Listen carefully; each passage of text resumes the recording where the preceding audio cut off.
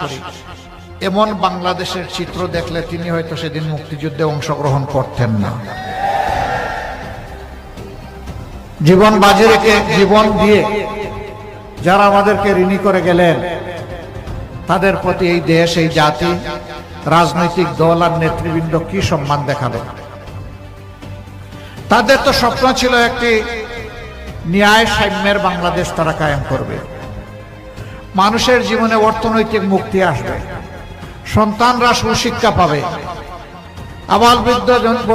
আবাল বৃদ্ধ বনিতা তারা তাদের স্বাস্থ্য পরিচর্যার সমস্ত অধিকার ভোগ করবে, সমাজে নিরাপত্তা থাকবে এবং ন্যায় বিচার নিশ্চিত হবে। আসলে কিছুই হলো না। কার কারণে হলো না? এর জন্য কি সাধারণ জনগণ দায়ী? অবশ্যই না।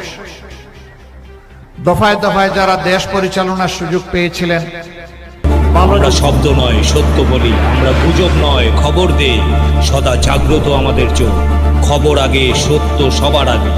বাহাদুর লাইভ নিউজ একটি নিরপেক্ষ, নির্দলীয়, আন্তর্জাতিক সোশ্যাল মিডিয়া। সত্য জানুন, সচেতন থাকুন। আল্লাহ হাফেজ।